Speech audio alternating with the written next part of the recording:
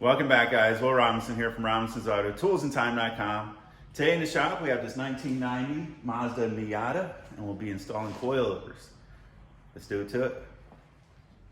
These are the coilovers we'll be installing. It's going to be a pretty straightforward installation, at least it should be.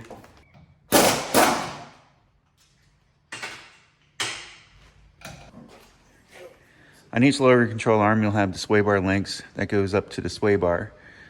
Kind of connects both sides to each other. To make this independent from the other side, to give us more wiggle room, I'm going to take and remove one of the sway bar links. The link bushings are pretty shot on this. If I attempt to remove the bottom one, it actually goes through the bushing. And most likely it's going to be frozen to this bolt. The top one, the bolt goes through the sway bar link and then through the sway bar, so we have a greater chance at removing this top one. First, we're going to start removing the lower retaining bolt, 18 millimeter.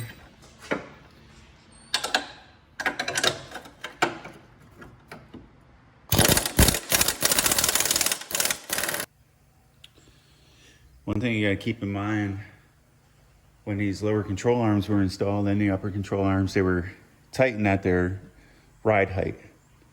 So they're going to try to hold you back from removing this lower bolt. At some point, we may have to loosen them back up. All right, next we're just going to come up top, remove these two nuts. 14 millimeter.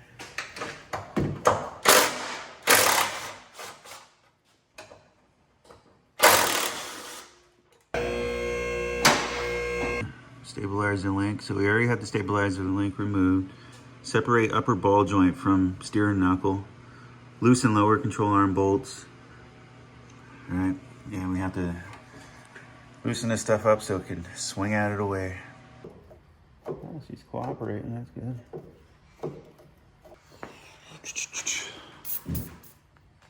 Do the bottom. We're gonna have to loosen up this control arm regardless. It'll help whoever does the alignment later.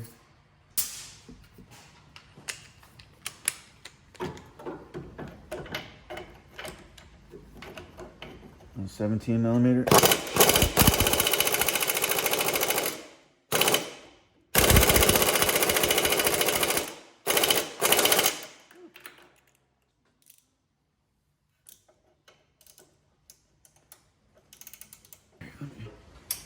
Turn this to the lock.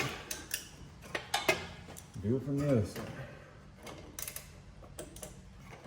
Sometimes easier said than done. I'll get a bigger socket and ratchet.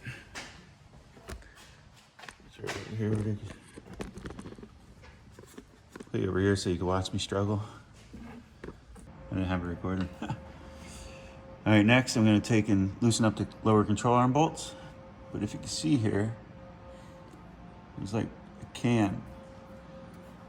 As you turn this bolt, it changes the position of the lower control arm because of the cam on that washer. So we're going to mark it where it's at, both sides, and then we'll loosen them up. And I'll just be using a paint marker, hopefully.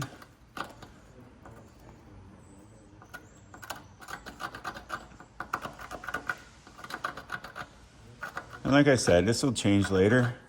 I just want to get it back in its original position. We'll let the alignment shop worry about the rest.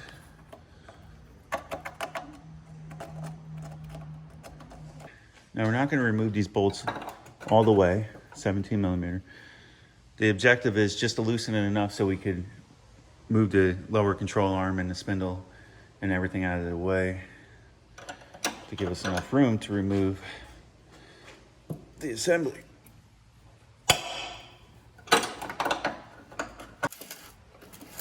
So once that changes the alignment, that's why it's important to mark stuff, but that's loose enough. We're gonna do the same thing on this side.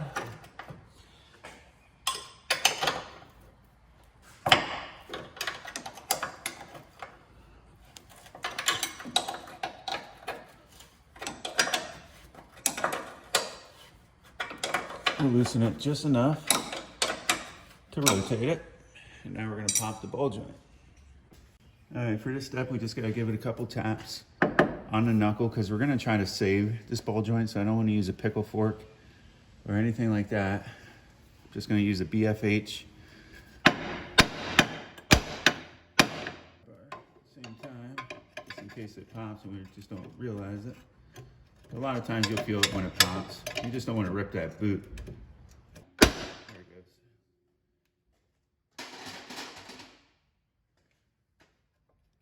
Now when I remove this nut the rest of the way, this assembly is gonna wanna swing down.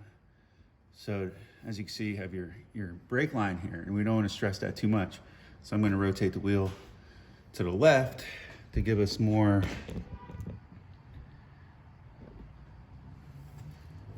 brake line to work with, if that makes sense.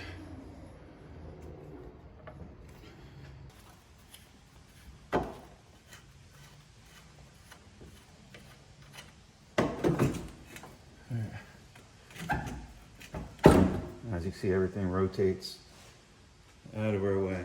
At this point, you should be able to remove the assembly.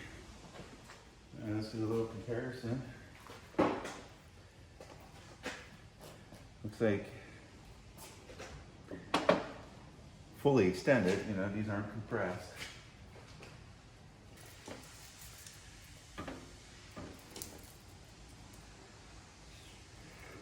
Center bolt, 3 inches. It's a lot. We're not getting this thing off the lift when we let it down. Oh boy. But, so we want to start with it at its lowest point and then go up if we need to. Yeah. Sounds good to me, because what that does, it gives you a counting point. We could count our revolutions and match it to each side. So I like that idea. You're gonna have to remove these 2 top nuts. These nuts. You've seen on the old strut, this bracket, although it's not being used, is facing forward. So this would be a good time to lower it down a little bit.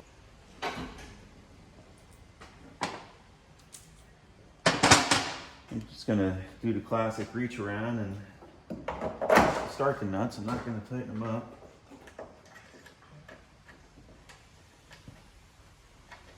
Okay.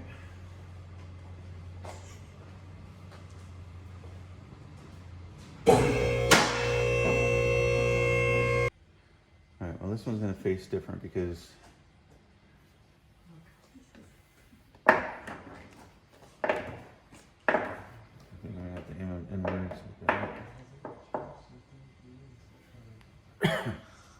the brackets on the other one face this way, but don't really have too much of a choice here.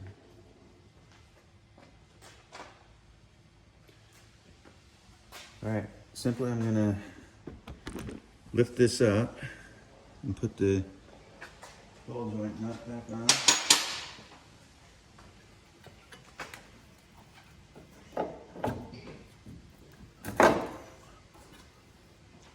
Get that started.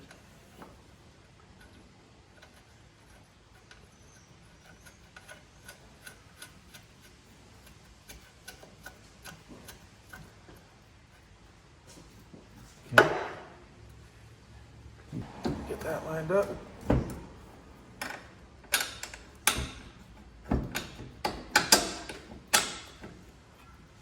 Get that in.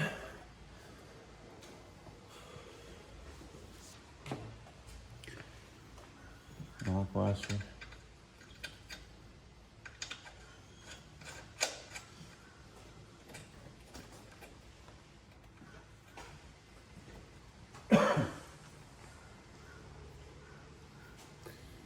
Again, we won't be able to put the stabilizer links on until we do both sides, because you can see there's a noticeable difference, and the other control arm's pushing down on this one at the moment. So it's just a process that we have to work through. Point.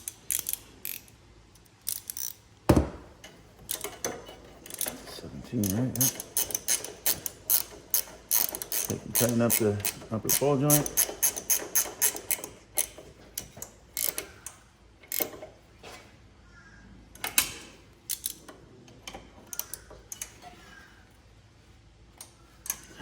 Find where it lines up good. Get the cotter pin. A little bit more.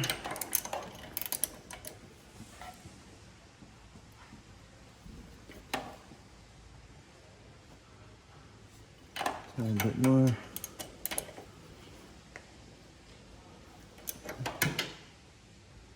All right, we'll get a new cotter pin for that. Doing suspension, I like to complete each step prior to moving forward so I don't forget anything. I want to try to make sure I get this cotter pin in. I'll turn it back around to you here shortly. Turn it back around.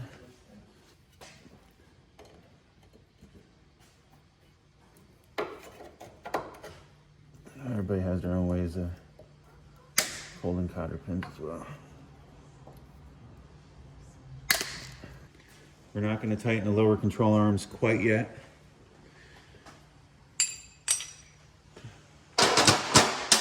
So just remember, before we finish, we got to tighten the lower control arms and this bottom bolt. So for now, I'm going to let the camera charge for a minute, and I'm going to do the same thing on the other side. Okay, I got the passenger side completed in the same manner as you've seen us do on the other one. We're leaving all the swivel points loose until we determine the ride height. Right now it is set at the lowest position. That's where he wants to start. So in other words, it's screwed all the way down as far as you can in this bottom housing. At some point, if we have to change it, we'll mark it somewhere here and just go one turn at a time on each side. And as you turn this, as long as this bolt here is tight, you'll be turning these threads, which will change the ride height by changing the position it's in within the bottom portion. That makes sense. Well, before we go too far, what we can do is before we even let it down on the ground, we can see how much space we have here with the tire. Because we might have to lower this right away. So at this point, it'd be easier for me to turn it. So if you're gonna just grab me a tire. It looks like we'll be able to, we might have enough room. You gotta remember once we let it down, the suspension's gonna come down. Yeah. So hopefully it'll. One thing to note, when I did this side, I did not have to remove any bolts out of the stabilizer. So I left the stabilizer link intact because the other side is disconnected. So I was able to swing the lower control arm down with no problem, and gave me plenty of room. So essentially the same thing, pop the top ball joint, loosen up the lower control arm, and it was a cakewalk from there. So to be honest with you, the other side, since I wasn't recording, probably took me maybe 15 minutes, 10 minutes, because I had all the tools prepped, knew exactly what I was going for, and it was in and out. Everything went smooth. Oh, and now that the other side is at the same ride height, as you can see, the sway bars line up perfect. We're gonna take and reinstall this. We can tighten all this up right away.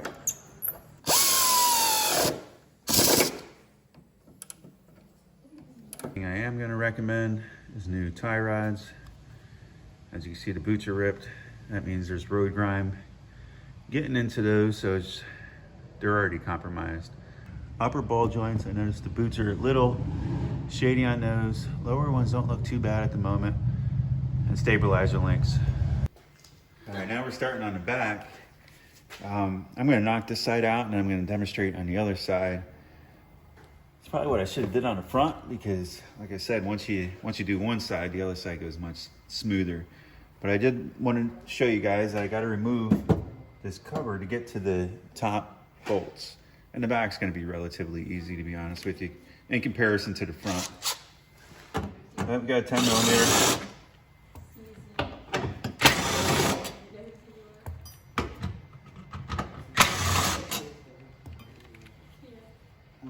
side here.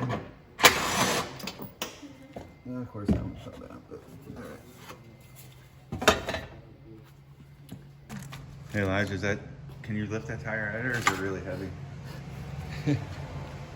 It's super heavy, huh? Here, let's take this. There's a boulder here. You would have lifted the whole car up before you. Weak.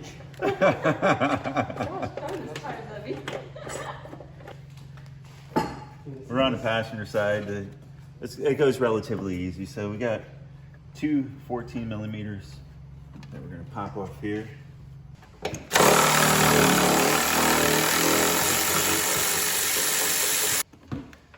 And we'll take these right out because they're not gonna fit the new ones anyways. The new ones come with. So I'm gonna see if I can do the same thing on this side as I did on the passenger side front. So on the driver's side, I removed just this upper bolt. It's very similar to what we did in the front. Otherwise, you can't move the suspension independently. I did not loosen up the control arms on this one. We're gonna leave that the same. So right now I'm just gonna zip out this bottom bolt, 17 millimeter.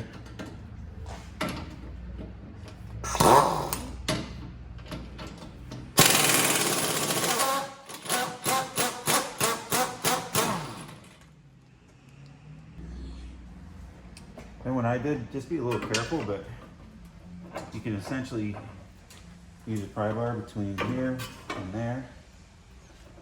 And you just pry this down enough.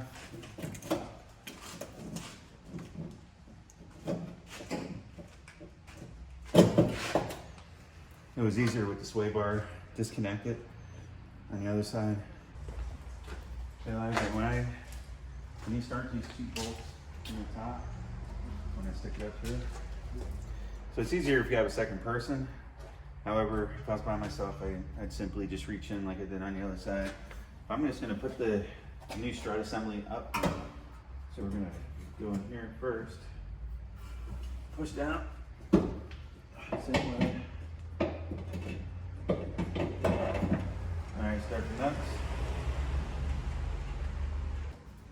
All right, now we'll raise it back up in the air. All right, so back underneath.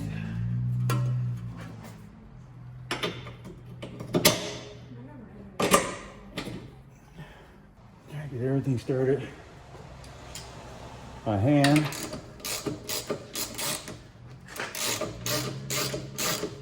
Feels good.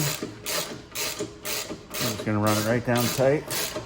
It's about all there is to do in the back. However, like I mentioned earlier, I disconnected the sway bar link on the other side, so we gotta hook that back up. All right, before I let it down, one thing I noticed is that there was a little bit of an air gap.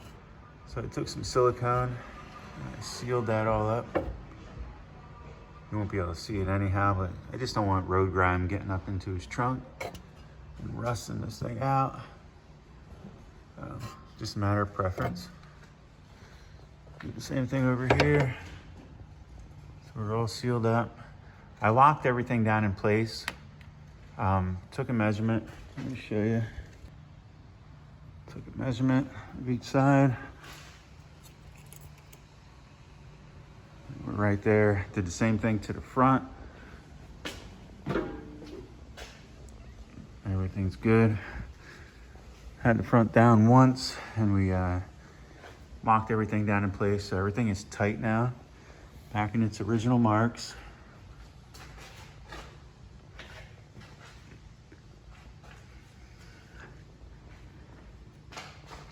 And the collar's locked. I went over, made sure this one's tightened down on all four, and also the bottom locking nut is tight. So we're actually running this fully down, and the springs pretty much where they came set from the factory. All right, so sway bars are all back in, all four sides. This is where we're at before we let it down. That's why I figured we might as well just lock them in place, because I don't believe we're gonna take up that much room. And the rest is just gonna be spring tension and Might be able to lower it a little bit more, but not much.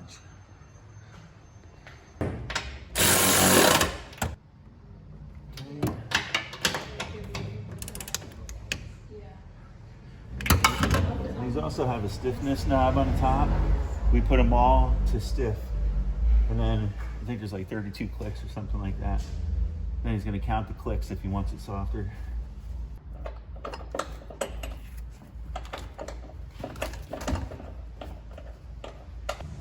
down a little bit.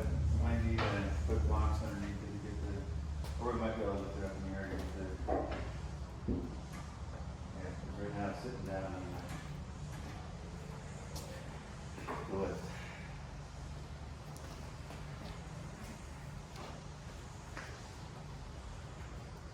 Not a lot done.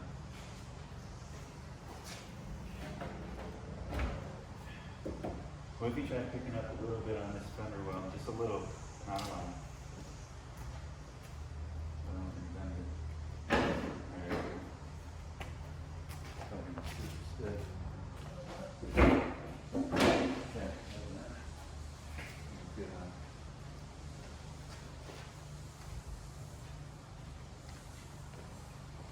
Man, you still go a lot lower when you get it. Or is that where you want to start for now? You could probably make it softer, which might make it seem a little bit lighter. You know what I mean? Because the way your car will push down on it. Yeah. But should we see how it dries first with this? Yeah.